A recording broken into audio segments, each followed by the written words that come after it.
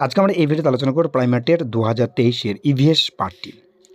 তো যে সেটটা রয়েছে আমার কাছে দেখো যে ফার্স্ট যে প্রশ্ন সেটা হচ্ছে 121 নম্বর। তো 121 নম্বর প্রশ্ন যেটা রয়েছে যে নিম্নলিখিত টক্সিনগুলোর মধ্যে কোনটি মানুষের শরীরে রেড টাইডস এর মধ্যস্থ প্যারালাইটিক সেলফিস বিষক্রিয়া অর্থাৎ পিএসপি সৃষ্টি করে। রেড টাইডস অ্যালগাল ব্লুম এটা হচ্ছে তোমার নতুন টপিক ছিল। তো এর কারেক্ট অ্যান্সার যেটা কী হবে, সেক্সটি টক্সিন অর্থাৎ এ হবে কারেক্ট অ্যান্সার। যখন তোমরা এই যে প্রশ্নটা হুবহু লিখবে, ঠিক আছে, দেখবে এটা চলে আসবে, অর্থাৎ সিটেটের কিন্তু একটা প্রশ্ন এটা। ওকে, 122 রয়েছে দেখো যে নিম্নোক্ত কোনটি ভারতের প্রথম বায়োস্ফিয়ার রিজার্ভ, সেটা তোমার নীলগিরি বায়োস্ফিয়ার রিজার্ভ, অর্থাৎ এখানে সি হবে correct answer. 127 carbon monoxide gas হলো, অর্থাৎ কার্বন মনোক্সাইড কি এটা গ্রিন হাউস গ্যাস? কখনোই নয়। এটি পলিসাইক্লিক অ্যারোমেটিক হাইড্রোকার্বন, এটাও নয়। এটা তোমার যেটা উদ্বায়ী জৈব যৌগ VOC, এটা নয়। তাহলে এটা কি অপশন সি, অর্থাৎ এখানে ডি হয়। তোমার কারেক্ট অ্যান্সার হয়েছে অপশন সিটা, অর্থাৎ শুধুমাত্র 3 নম্বরটা, ঠিক আছে, সি হবে কারেক্ট অ্যান্সার। 124 ভিন্ন প্রজাতি থেকে প্রবর্তিত জিন ধারণকারী প্রাণী এবং উদ্ভিদকে কি বলা হয়? তাকে বলা হয় ট্রান্সজেনিক, অর্থাৎ বি হবে কারেক্ট অ্যান্সার। নিম্নলিখিত রাসায়নিকগুলির মধ্যে কোন রাসায়নিকটি সবুজ দ্রাবক হিসাবে বিবেচনা করা যেতে পারে, অর্থাৎ গ্রিন তোমার সলভেন্ট, সেটা হচ্ছে তোমার যে সুপার ক্রিটিক্যাল কার্বন ডাইঅক্সাইড, অর্থাৎ এখানে ডি হবে কারেক্ট অ্যান্সার। 126 নিম্নোক্ত অবস্থাগুলোর মধ্যে কোনটি হাইড্রোপনিক্স পদ্ধতিতে উদ্ভিদ বৃদ্ধির জন্য ব্যবহৃত করা হয়, অর্থাৎ technique of growing of plants and trees, এই যে টপিকটা ছিল সেখান থেকে নেই, সেটা হচ্ছে মৃত্তিকাবিহীন অবস্থা, ঠিক আছে, সয়েল উইদাউট সয়েল। 127 সামুদ্রিক বাস্তুতন্ত্রের জন্য সবচেয়ে কম ক্ষতিকারক প্রত্যক্ষ ঝুঁকিটিকে চিহ্নিত করুন। সব থেকে কম মাথায় রাখবে, এখানে বলা হয়েছে সব থেকে কম, অ্যাটলিস্ট। তাহলে এখানে তৈল নিঃসরণ সমুদ্রপৃষ্ঠ অয়েল স্পিল, এটাও নতুন টপিক। এটা থেকেও তোমার বাস্তুতন্ত্রের অর্থাৎ সামুদ্রিক বাস্তুতন্ত্র মানে বিঘ্নিত হয়। তারপর মাইক্রোপ্লাস্টিক তো অবশ্যই হয়। মহাসাগর তাপমাত্রা বৃদ্ধি তো অবশ্যই, সেটা হয় না, যেটা হচ্ছে বায়ুর গুণমান সূচকের পরিবর্তন, অর্থাৎ এখানে এ হবে কারেক্ট অ্যান্সার।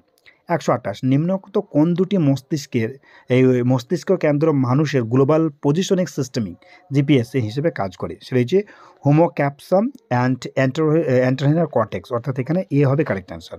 128-এর এ।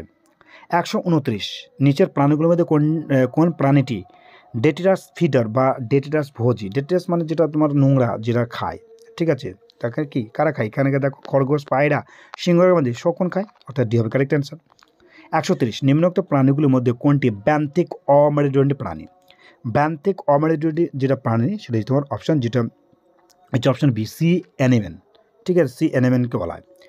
মাইক্রোপ্লাস্টিক সম্পর্কিত যে বক্তব্যটি সঠিক নয়, ঠিক আছে, সঠিক নয়, সেটি চিহ্নিত করুন। সেটা কী রয়েছে দেখি, অপশন ডিটা কি, মাইক্রোপ্লাস্টিক হলো সহজ জৈব বিয়োজক বস্তু, এটা কিন্তু নয়, বাকিটা কিন্তু সবটাই ঠিক। 132 শৈবাল ব্লুম অর্থাৎ অ্যালগা ব্লুম, যেটা শৈবালের সংখ্যা অতিবৃদ্ধি করে, এর সঙ্গে সম্পর্কিত নয়, ঠিক আছে, সম্পর্কিত নয় যে ঘটনাটি সেটি হলো মাছের মৃত্যু, অবশ্যই হয়। শৈবাল অধিবিশেষ নিঃসরণ, অবশ্যই হয়, ঠিক আছে। তোমরা যদি ইংলিশটা পড়ো আর একটু মানে ক্লিয়ার হবে, খুব ভালোভাবে বুঝতে পারবে। আর মহাসমুদ্র স্রোতের পরিবর্তন, এটা হয় না। আর অক্সিজেন নিঃসরণ হয়, ডিপ্লেশন অফ অক্সিজেন হয়, তাহলে এখানে সি হবে কারেক্ট অ্যান্সার। 132-এর সি হবে কারেক্ট অ্যান্সার।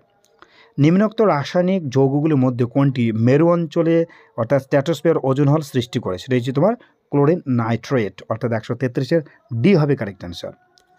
ওকে, 134 কী রয়েছে, মানবজাতি কার্যকলাপের ফলে সৃষ্ট জৈব প্রজাতির বৈচিত্র্যের হ্রাসপ্রাপ্তির অবিরত ঘটনা যা ষষ্ঠ গৌণ জৈব বিলুপ্ত বলে পরিচিত, তা যে ঘটনার প্রত্যক্ষভাবে ফলে ঘটে না, সেটা হলো দেখো ঘটে না, ঠিক আছে, একটু ধৈর্য করে এটা কিন্তু পড়তে হবে। সেটাই তোমার প্রজাতির জন্মহার কমে যাওয়া, এটা কিন্তু মানুষ্য কার্যকলাপের ফলে সৃষ্ট জৈব নয়। বাকিটা দেখো ক্ষতিকারক রাসায়নিক কারণে দূষণ, এটা হয়, বিভিন্ন কেমিক্যাল, বিভিন্ন ইন্ডাস্ট্রিয়ালাইজেশন হচ্ছে, বিশ্ব উষ্ণায়ন অর্থাৎ গ্লোবাল ওয়ার্মিং, এটা তো বলার কিছু নেই, সবাই আমরা এখন বর্তমান জানি। আর প্রাকৃতিক বাসস্থানের যে বিন্যাস, প্রাকৃতিক লস অফ ন্যাচারাল হ্যাবিটেট, আমরা তো প্রতিনিয়ত ধ্বংস করছি এটা, তাহলে আমাদের দ্বারা হচ্ছে না অপশন সিটা। 35 নম্বর দেবো, 135 নিরক্ষীয় অর্থাৎ বিশ্বব্যাপী প্রশান্ত মহাসাগরে সংঘটিত অ্যালনিনোর একটা অংশ, হ্যাঁ, ঘটনার পৃষ্ঠজ তাপমাত্রার নিম্নলিখিত কোন পর্যায়কে অ্যালনিনো পর্যায়ে বলা যায়? সেটা উষ্ণ পর্যায়, অ্যালনিনো মানে উষ্ণ পর্যায়, অর্থাৎ সি হবে কারেক্ট অ্যান্সার। 136 একজন পরিবেশবিদ্যার শিক্ষিকা রূপে আপনি বিভিন্ন প্রজাতির বিপন্নতার কারণে একটি বিতর্ক সভার আয়োজন করলেন। শিক্ষার্থীরা তাদের মতামত ব্যক্ত করলো। এখন বিতর্কিত উপান্তে রয়্যাল বেঙ্গল টাইগার, একসঙ্গে গন্ডার, শোষক, সর্পগন্ধা ও মেরু ভল্লুকের পপুলেশনের সংখ্যা হ্রাসের নির্দিষ্ট কারণ জানা গেল। নিচের কোন অনুক্রমিক বিকল্পটি সর্বাধিক প্রযোজ্য? দেখো এখানে যে মানে তোমার অ্যানিমেলের কথা বলা রয়েছে, অর্থাৎ এখানে রয়্যাল বেঙ্গল টাইগার কী কারণে তোমার মানে সংখ্যা কমে যাচ্ছে, অ্যাকশন গন্ডার যেরকম পরপর আছে এখানে কিন্তু সেই কারণগুলো এখানে দেওয়া আছে। ঠিক আছে, সেটা আমাদের যেটা 136, তো একদম কারেক্ট অ্যান্সার হয়ে যায় সেটা অপশন ডি, সেটা হচ্ছে বাসস্থান। হ্যাঁ, চোরা শিকার, দূষণ, মানে অতি ব্যবহার, জলবায়ু পরিবর্তন, এই বিশ্লেষণ, এই কারণে এগুলো কিন্তু সংখ্যা আস্তে আস্তে হ্রাস পাচ্ছে। 2021-22 সেটা একটা কারেন্ট অ্যাফেয়ার্স পরিবেশবিদ্যার উপর, সেটা তোমার যে পার ক্যাপিটা যে ভারতের যেটা বিদ্যুৎ ব্যবহৃত হয়েছিল সেটা তোমার 555 কিলো ওয়াট আওয়ার। ওকে, অর্থাৎ বি হবে কারেক্ট অ্যান্সার। 138, দৃষ্টিগতভাবে সমস্যা ক্লিষ্ট কোনো শিক্ষার্থীদের অনলাইন ক্লাস নেওয়ার সময় একজন পরিবেশবিদ্যার শিক্ষিকা বা শিক্ষক কোন কোন পদ্ধতি ব্যবহার করবেন? বুঝতে পারছো, অনলাইন ক্লাসে তার দৃষ্টিতে মানে প্রবলেম রয়েছে, কণ্ঠ বা আদান প্রদানের মাধ্যমে হতে পারে, অসংখ্য মৌলিক সংখ্যা ব্যবহারের মাধ্যমে, সহপাঠীদের ব্যাখ্যা ব্যবহারের মাধ্যমে, মূর্ত অভিজ্ঞতা ব্যবহার করার মাধ্যমে। তার এগুলোর মধ্যে কোনটা অবশ্যই দেখবে, সেটা হচ্ছে অপশন এটা, 1, 2, 3, 1, 2, 3। মূর্তটা হচ্ছে তোমার কংক্রিট, এটা কিন্তু নয়। ঠিক আছে, তাহলে 1, 2, 3 হবে কারেক্ট আনসার, যেটা এতেও রয়েছে। এবার দেখি 139, এটা দুটো বিবৃতি রয়েছে, একটা যুক্তি, একটা বিবৃতি একটা যুক্তি। ঠিক আছে, এটা যদি পড়ার পর যে তোমার অ্যান্সারটা হবে সেটা একদম বলে দিচ্ছি অপশন বিটা, কি এ এবং আর, অর্থাৎ বিবৃতি এবং যুক্তি উভয় কিন্তু সত্য এবং তার সঠিক ব্যাখ্যা দেওয়া হয়েছে এখানে, এটা দেখে নেবে। আচ্ছা, 140, রেচেল খারসন লিখিত সাইলেন্ট স্প্রিং নামক বইটিতে নিয়মিত কোন পরিবেশগত সমস্যা বর্ণনা করেছে? কীটনাশক ক্ষতিকারক। ওকে, ঠিক আছে, পেস্টিসাইড পলিউশন যেটা বলা হয়েছে, অর্থাৎ বি হবে কারেক্ট অ্যান্সার। আর এখানে দেখো যে একজন পরিবেশের শিক্ষিকা যে শিলা, ঠিক আছে, খনিজ এর সঙ্গে যে পরিচয় ঘটানোর জন্য যে মানে যেটা রয়েছে যে মৌলটি পাওয়া যায়, যে এটা আমি জাস্ট পড়লাম না, সেটাই তোমার সিলিকা, অর্থাৎ 141-এর ডি হবে কারেক্ট অ্যান্সার, সিলিকন। কয়লা থেকে 1 ইউনিট বিদ্যুৎ উৎপাদন করতে কত পরিমাণ কার্বন ডাইঅক্সাইড গ্যাস বায়ুতে নিঃসৃত হয়? এই যে 2 থেকে 3 পাউন্ড, অর্থাৎ 142-এর বি হবে কারেক্ট অ্যান্সার। আরেকটা দেখো, একজন পরিবেশবিদ্যার শিক্ষিকা একটি কঙ্কালের সাহায্যে শিক্ষার্থীদের বিভিন্ন ধরনের অস্থি সন্ধির ধারণা দিচ্ছেন। এখন তিনি দেহের বিভিন্ন শারীরস্থানিক অংশ, বল ও সকেটের সন্ধিগুলি অস্থির নির্দেশ করছেন। তো শারীরস্থানিক অংশগুলো শনাক্ত করতে কী করো? নিতম্ব এবং কাঁধ, অর্থাৎ ডি হবে correct answer.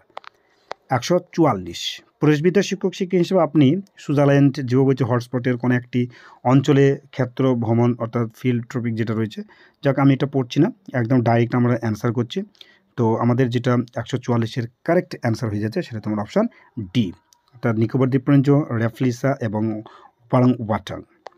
45, 21তম cough conference of parties যেটা জলবায়ু পরিবর্তন সম্মেলনে অনুষ্ঠিত হয়েছিল একদম রিসেন্ট, সেটা তোমার 2015।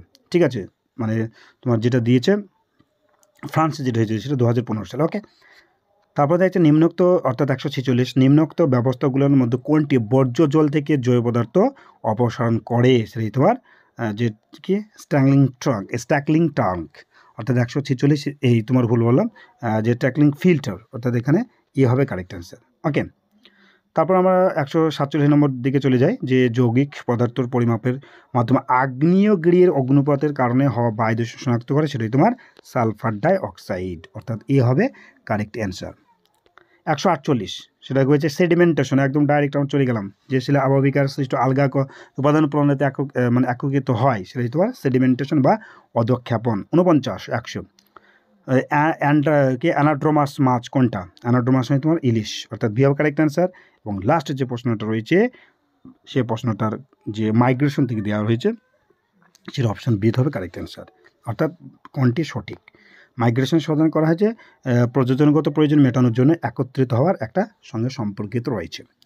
তো বন্ধুরা, এটাই ছিল প্যারামেট্রিক 2023-এর ইভিএসের 30টি প্রশ্ন উত্তর। যদি কোনো প্রশ্ন তোমাদের কনফিউশন মনে হয় তো অবশ্যই আমাদের কমেন্টে লিখবে, সেই কনফিউশন তোমাদেরকে অবশ্যই নির্মূল করা হবে।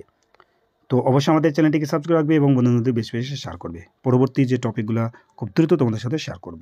ভালো থাকবে, সুস্থ থাকবে।